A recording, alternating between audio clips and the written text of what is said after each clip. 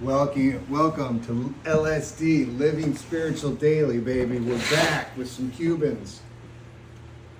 We're going to talk about Tommy Silverstein and USP Marion.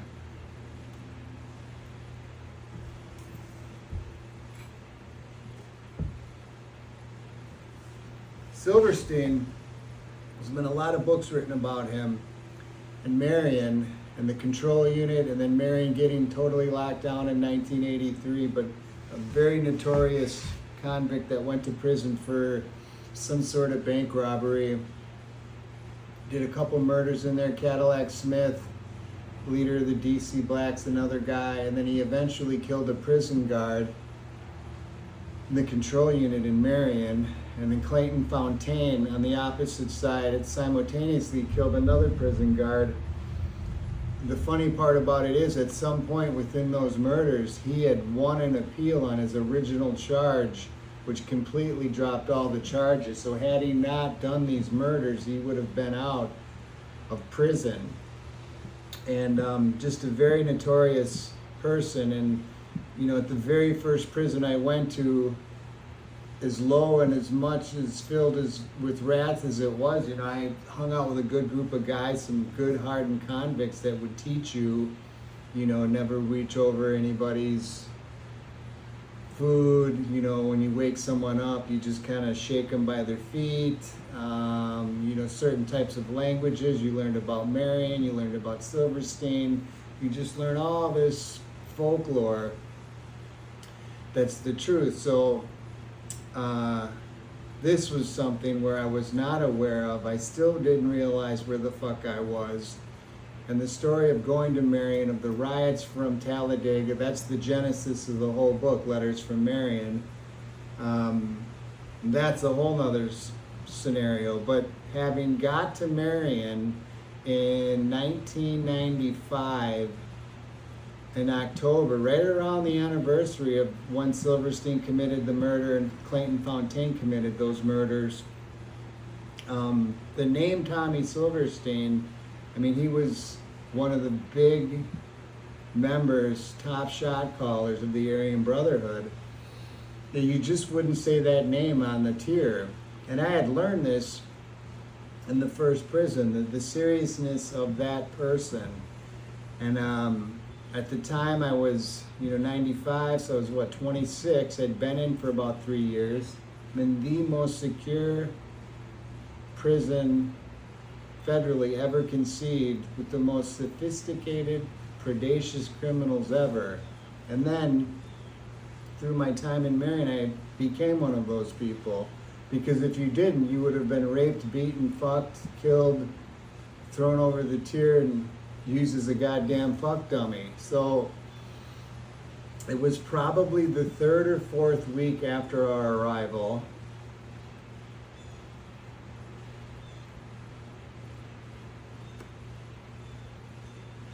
Maybe a month, maybe 6 weeks at the most.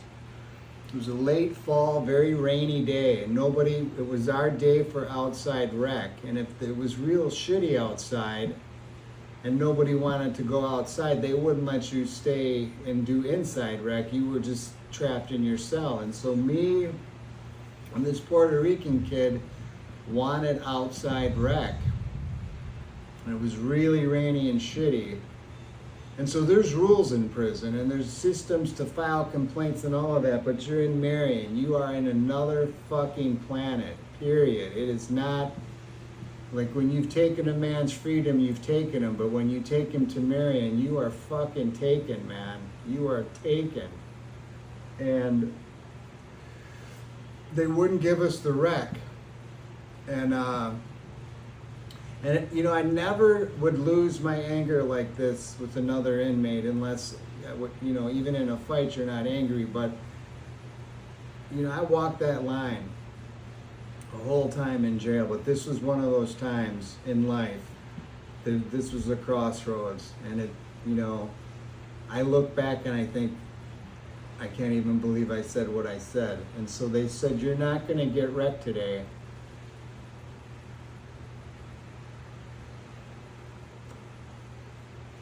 This is written in my book, This is History. in History of Marion. It's part of the lore. And it's completely fucking idiotic and stupid. And I fucking screamed out on the top of my lungs. I said, motherfucker, you're not gonna give me wreck? I'll do you like Tommy Silverstein, you motherfucker. I want my wreck. I fucking screamed it with fucking conviction and strength. And complete fucking ignorant stupidity. Blondie, as we called him, and one other guard walked in front of my cell. And he took his stick out and he kind of tapped it and he said, what did you say?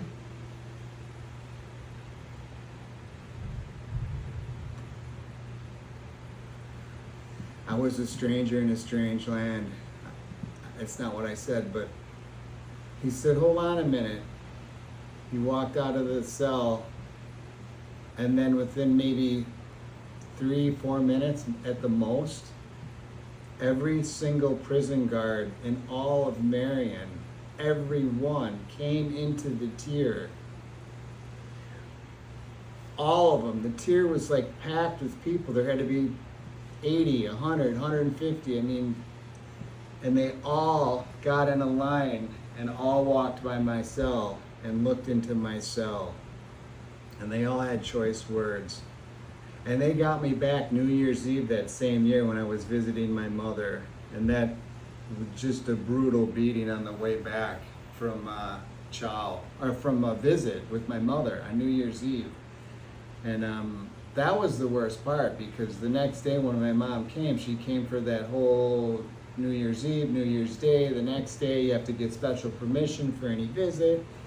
And you know, when you leave the visiting room, and I remember that day, Gotti was out there, and I had to give him a message from Ghetto, who was my, he was kind of like my Marion sponsor, mentor, Martin Trevino Vargas. Very good convict brother, man. Just a incredible 4-language speaking, probably 160 IQ, just a wicked, wicked motherfucker, man. He taught me a lot of stuff about life in prison, fed me a lot of good books. Gave him a message, and then, you know, Gotti was to my left and there was another guy to my right, but they had skipped me. And then when they got John, they said, they're looking kind of weird at you, man. I hope you're gonna be okay.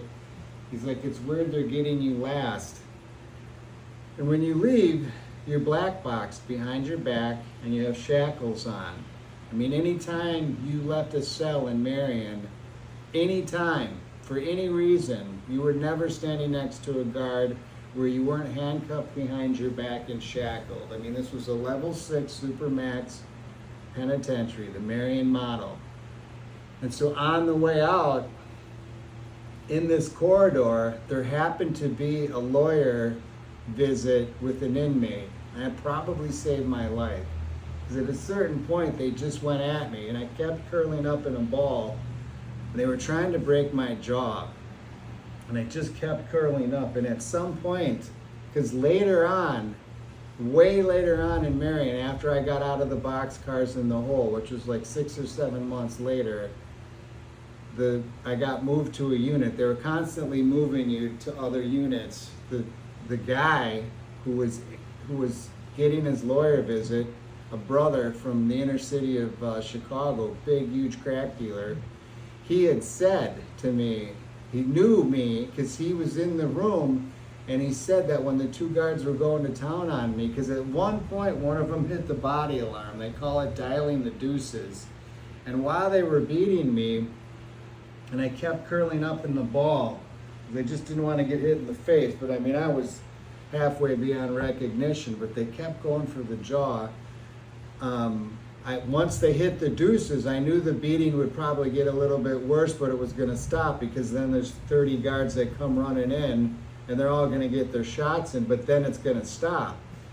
And it was around a corner where there were no cameras, but he said that when they were in the visit, which is a separate section, but it's by the visiting room, but it's when there's a lawyer visit, and they didn't know, but the lawyer had popped his head out and looked out the window, and he pounded. And then the guy that he was visiting, because it's like a face-to-face visit, in the real visiting room there's glass, but when there's a lawyer visit, it's like a little room they both looked out, and he said the lawyer pounded, and he said that he had the lawyer's number and said that the lawyer would sue, and it was Robert Burns and Jim Biesner, or Jim Burns and Robert Biesner. Those were the two guys that did it. But he said that's when they hit the deuces, which saved my fucking life probably.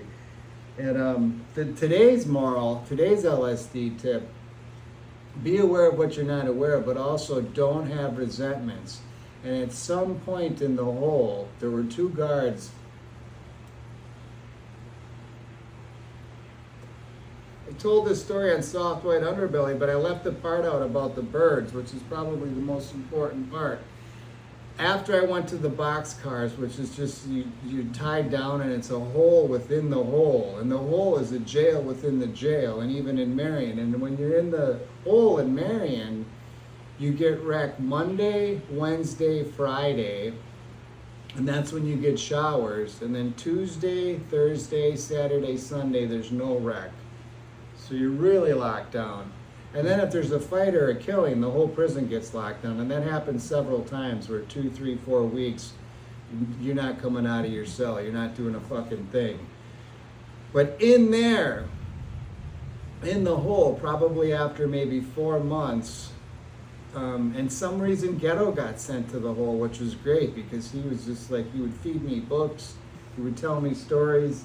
You know, he'd give me a little bit of instant coffee on a Friday night. I might take 2 sips. It was like taking acid. I would just be fucking bouncing off the walls. There were these little birds that would chirp in these windows.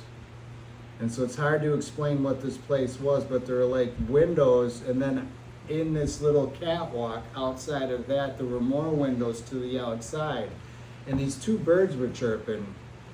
And no one on the tier said anything, but it was just like, you know, it broke up the monotony. And so when the birds were there, it was never annoying. It was fascinating. And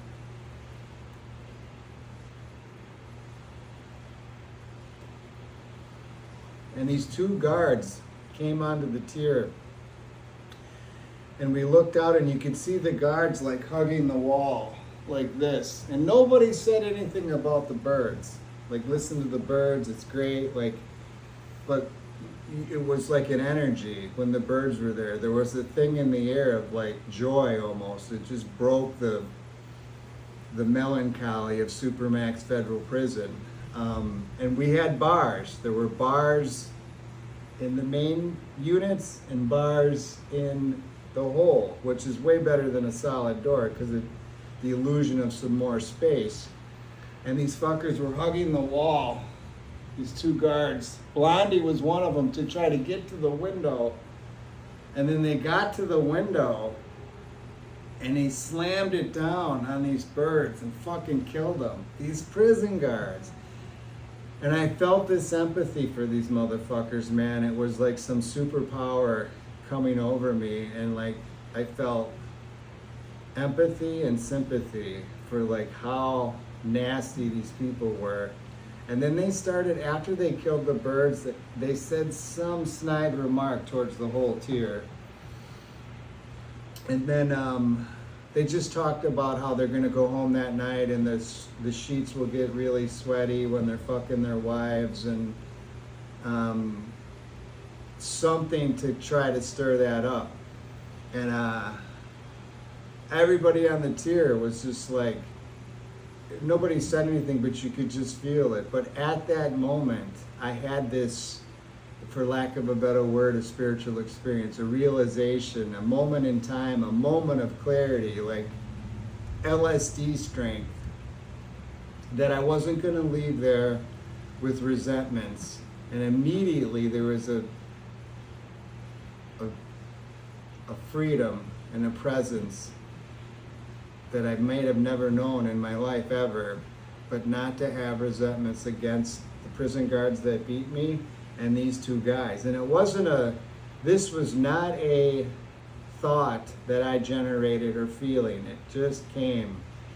And I, flash forward to when I won my appeal, and Blondie was walking me out to the marshal car, and he said, "You're probably gonna go home." He's like, "Don't ever come back here, we will fucking kill you."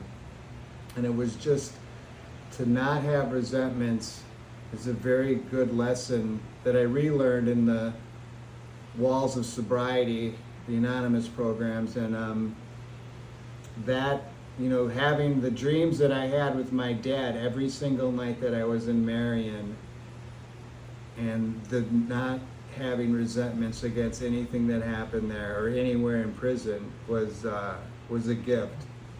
And I really felt empathy and sympathy towards those prison guards, because how fucked up their life was, that these two birds came in and they were in the window singing and then they killed them. Like, my God, those motherfuckers they had a life fucking sentence of prison and fucked upness. And who was it? That guy from England during the World War II, he wrote that book, can't think of his name.